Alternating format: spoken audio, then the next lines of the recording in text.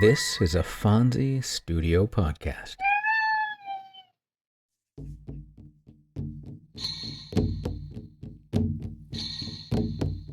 Welcome to Tales from the First Nations.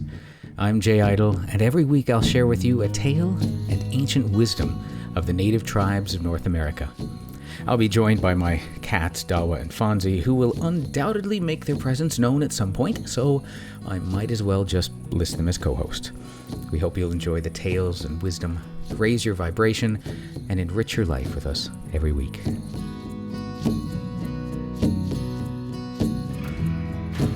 Welcome, friends. Welcome to the 83rd episode of Tales from the First Nations. I'm your host, Jay Idle. We began a series of Raven stories a couple of months ago, and I'd like to continue it with more Raven tales today. The Raven is a spirit guide that has been around since time immemorial. He is one of the creators, having created the earth. Helpful and caring to some, self-centered and greedy to others, he is always seen as having wisdom and power. To the Celts, Raven is mystery and magic. Some of the lessons he teaches are initiation, creation, healing, protection, and shape-shifting. Raven is also one of the few creatures able to travel freely between the worlds. The Celtic Raven received his negative image from his function as a light bringer. He brings things to the surface that people would rather keep buried. He's also a messenger, warning of things to come. Raven is similar to Tower card in the Major Arcana. Illumination through destruction. To the Tlingit of Alaska, the Native Americans of the Pacific Northwest, Raven is a trickster. Many stories about Raven are fully interchangeable with stories about Coyote. Their main difference is that Coyote is considerably more lustful. So I have 3 stories for you today, but only one of them shows Raven as a kind helper to humans. So let's begin with that one, simply titled, In the Beginning.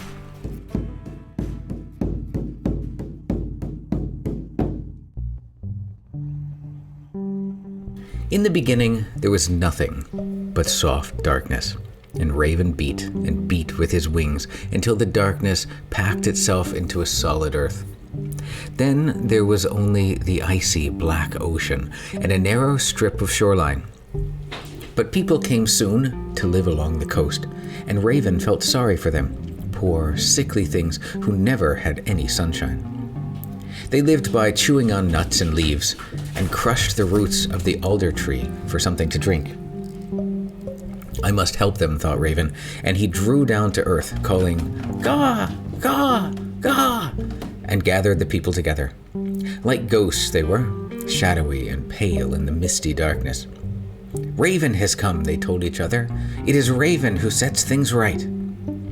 The poor things were encouraged, and they gathered round to see what he would do. Dawa also wants to know what he will do. Raven plucked a branch from an alder and scattered the leaves on the surface of a pool. At once the leaves were sucked under, and the water started to boil. After the pool had boiled for a moment, the surface cleared and fish began to jump there.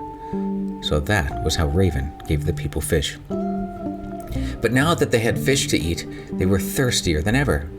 They called a raven to come down, and the people said, "Here is Raven, who sets things right." Raven knew that there was only one spring of fresh water in all the world. A man named Gunuk had built his house around it and refused to give away any. "Maybe," thought Raven, "I can drink enough to carry some back to the people." So he went there to the house and asked to come in. Gunuk was very glad to have his company. Raven sat and made polite conversation, and pretty soon he asked for a drink of water. "Very well," said Gunuk, grudgingly, and showed him the spring, a crystal pool welling up in a basin of rock. "Don't drink it all," Gunuk warned. "You know that's the only fresh water in all the world." Raven knew it well. That is what he had come for. But he said, "Oh, just a sip," and drank until he staggered. "Hold on there, Raven," called Gunuk. "Are you trying to drink the well dry?" That was just what Raven was trying to do, but he passed it off lightly. He made himself comfortable, close to the fire, and said, "Gunuk, let me tell you a story." Then Raven started out on a long, dull story about 4 dull brothers who went on a long, dull journey.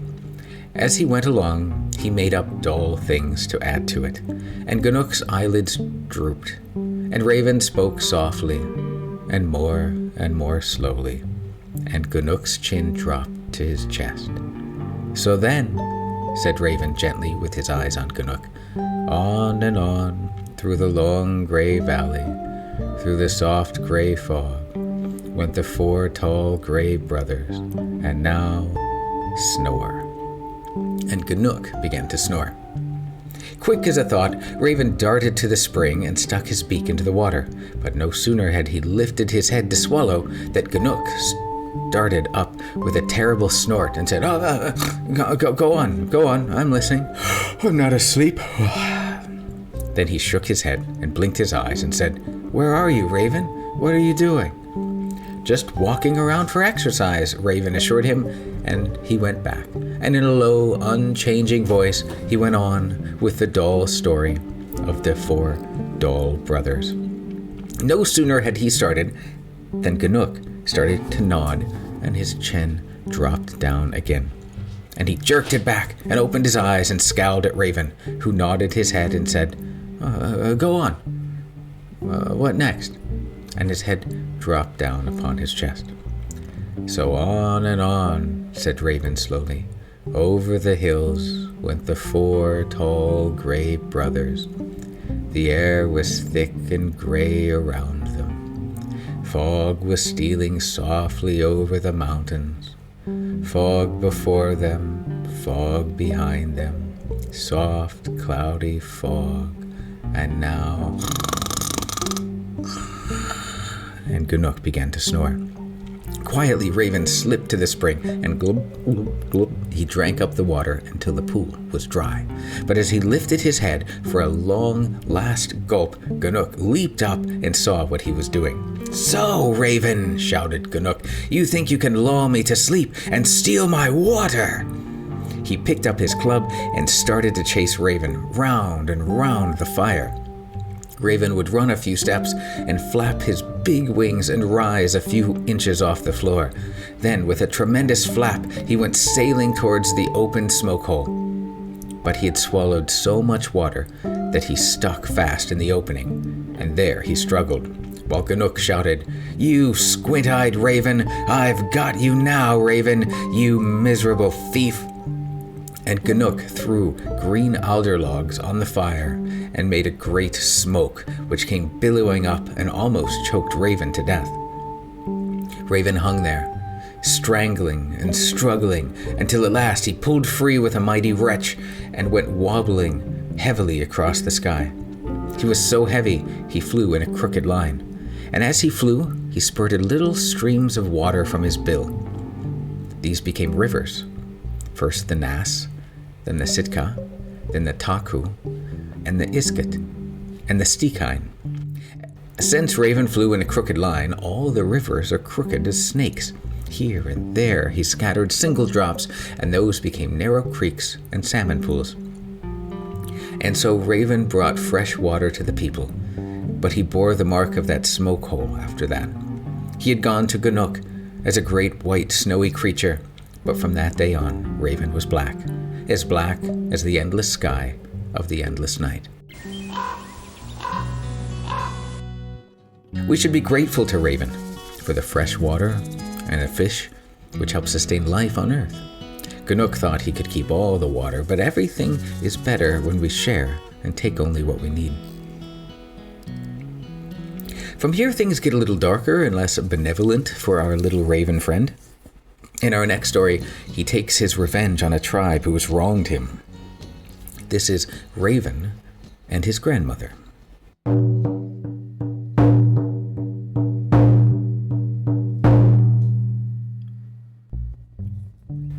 In her native home, at the end of a large village, lived an old grandmother with her grandson, a raven. The two lived apart from the other villagers because they were disliked. When the men returned from fishing for cod, the raven would come and beg for food, but they would never give him any of their catch. But when all had left the beach, the raven would come and pick up any leftover. Even the sickly fish, he would take them home. On these, Raven and his grandmother lived. One winter was extremely cold. Hunting was impossible. Food became so scarce, the villages nearly starved. Even their chief had little to eat. So the chief called all of his people together and urged them to use every effort to obtain enough food for all, or they would starve. The chief then announced that he wished for his son to take a bride, and she would be selected from the girls of the village.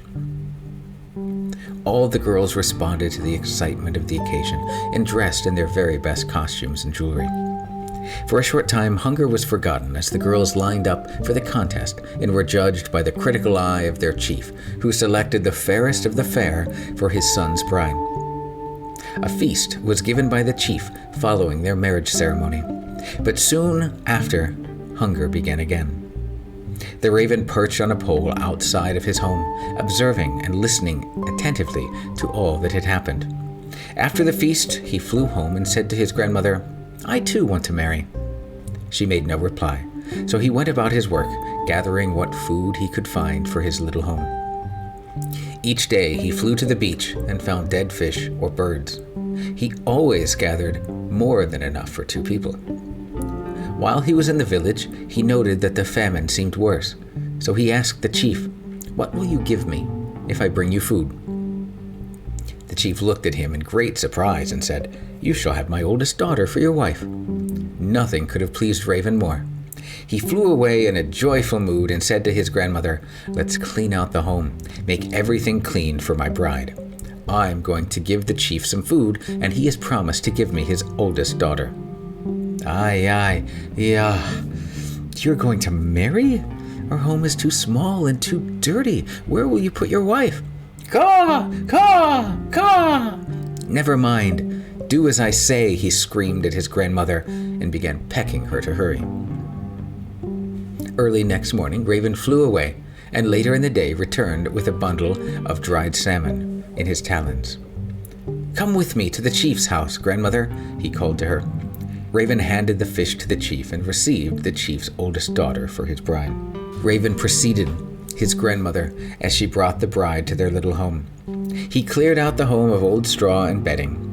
When the 2 women arrived, they found a little home empty, and the grandmother began to scold him and say, "What are you doing? Why are you throwing out everything?" "I'm cleaning house, as you can see," Raven curtly said. When night came, Raven spread one wing wide and asked his bride to lie on it, and then covered her with the other wing. She spent a miserable night in Raven's fish odor, nearly smothered by it. So she determined she would leave in the morning. But by morning she decided to stay and try to become accustomed to him. During the day she was cheerless and worried. When Raven offered her food, she would not eat it. On the second night, Raven invited her to lay her head on his chest and seek rest in his arms. Only after much persuasion did she comply with his wish. The second night was no better for her. So early the next morning, she stole away from him and went back to her father's house, telling him everything. Upon waking and finding his wife gone, Raven inquired of his grandmother what she knew of his wife's whereabouts. She assured Raven that she knew nothing. "Go then to the chief and bring her back to me," called Raven. Grandmother feared him and left to do his bidding. When she came to the chief's house, she was pushed out of the door. This she promptly reported to her grandson. The summer passed, warm and pleasant, but a hard winter and another famine followed. As in the previous winter, the grandmother and the raven had plenty of food and wood, while others suffered greatly from lack of food. Raven's thoughts again turned to marriage. This time, she was a young and beautiful girl who lived at the other end of the village. He told his grandmother about her and that he wanted to marry her. He asked, "Grandmother, will you go and bring the girl here, and I will marry her?" Yeah. "And are you going to marry her? Your first wife could not live with you because of your strong smell. The girls do not wish to marry you." Caw! "Never mind my smell. Never mind my smell. Go, do as I say." To impress his commands and secure her obedience, he started pecking her until she was glad to go. While his grandmother was gone, Raven became restless and anxious. He hopped about the home and nearby hillocks, straining his eyes for the sight of his expected bride. Hurriedly, he began clearing out the home, throwing out old straw, bedding, baskets, and all. The grandmother, upon her return, scolded Raven, but he paid no attention to her. The young bride, like her predecessor, was enfolded tightly in his wings, and likewise, she had a wretched and sleepless night. But she was determined to endure his odor if possible. She thought, at least with him, she would have plenty of food to eat. The second night was as bad as the first, but she stayed on and secretly concluded she would do her best to stay until spring. On the third day, the raven, seeing that his wife was still with him, said, "Grandmother, tomorrow I will go and get a big fat whale. While I am gone, make a belt and a pair of native shoes for my wife." How will you bring a big fat whale? The hunters cannot kill one. How will you do it?" "Caw! Caw! Caw! Be quiet and do what I tell you. Make the belt and shoes while I go and get the whale," he angrily exclaimed, using his most effective method of silencing her. Before dawn next morning, the raven flew away to sea. In his absence, the old woman was busily engaged making the things for the young bride, who watched and talked to her. About midday, they saw a raven flying towards shore, carrying a whale. The grandmother started a big fire, and the young woman tucked up her parka, belted it with her new belt, put on her new shoes, sharpened the stone knife, and went to the beach to meet her husband. As he drew near, he called, "Grandmother, go into the village and tell all the people that I have brought home a big fat whale." She ran as hard as she could and told the joyful news. The half-dead people suddenly became alive. Some sharpened their knives, others dressed in their best clothes, but most of them just ran as they were, with such knives as they had on them. They ran to the beach to see the whale.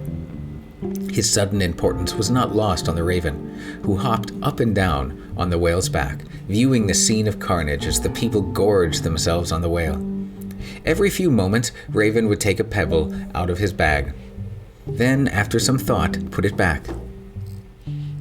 When the chief and his relatives came near, Raven drove them away.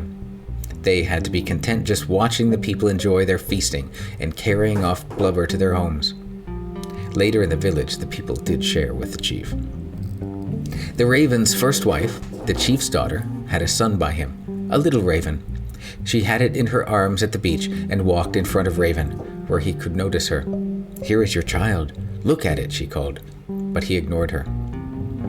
She called to him several times and continued to show him the baby. At last he said, "Come closer. Nearer still." But when she could not stand his odor any longer, she left him without a word.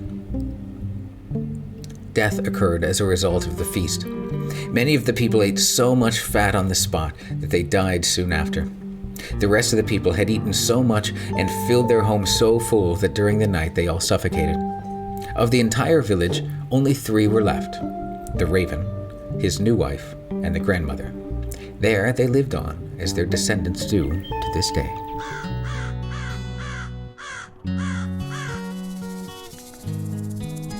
Let this be a lesson to you to not mistreat a raven. We shouldn't mistreat anyone for that matter, but we can see that Raven will happily take his revenge. I remember that when I was in elementary school and middle school, I went to school with a boy who always smelled quite foul. He didn't have many friends and was often the butt of jokes. We were young, and it wasn't until high school that we realized just how poor his family was. So sometimes we can be misled by the things that we see or smell and completely miss the unseen things that are right before our eyes. For our final story, we turn to a tale that is listed as being an Athabascan tale. However, it doesn't tell us much. Athabascan isn't a tribe, It's a language, and it's shared by 40 to 50 different tribes. The Athabascan-speaking people traditionally lived across Alaska, western and northern Canada, and the American Southwest. This makes the Athabascan family one of the widest-ranging indigenous groups in North America. So, I can't tell you exactly which culture it came from, but I can tell you what language it was told in. This is our final story today, simply called The Raven.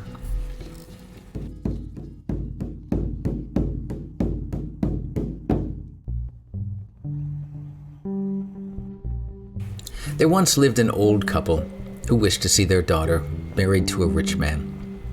When anyone arrived at their camp, the old man sent his son down to the landing to count the bone beads on the stranger's clothing so that he could be received according to his rank.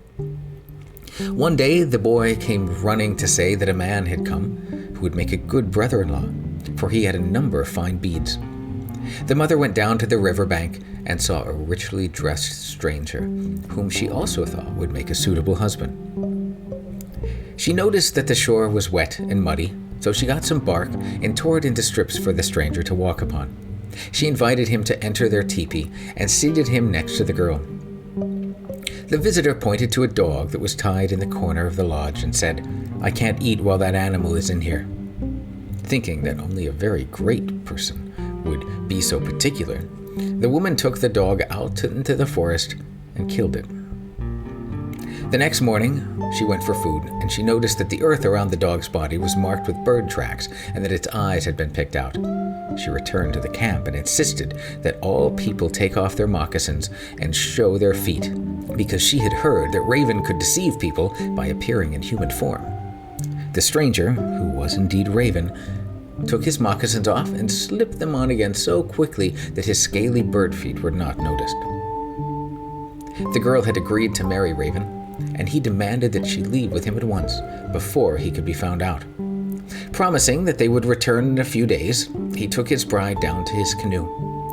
As soon as the couple set off down the river, it began to rain.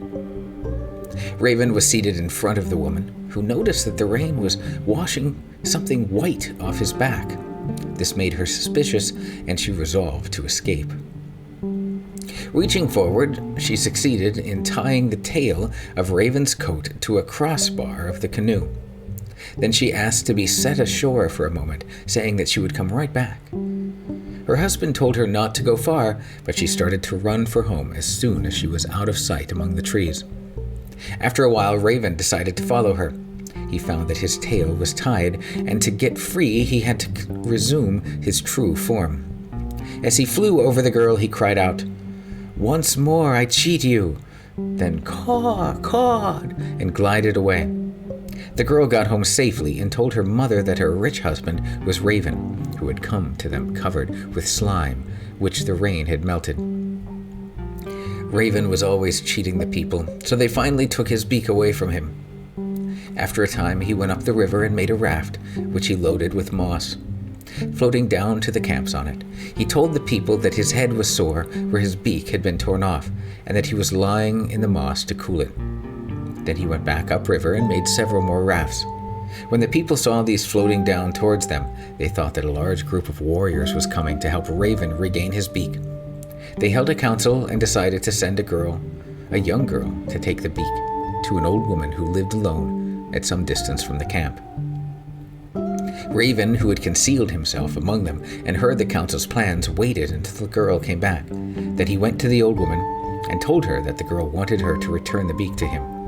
Suspecting nothing, the old woman gave him his beak. He put it on and flew away, cawing with pleasure at his success. The warriors who had been on the rafts proved to be nothing but the tufts of hammock of bog moss.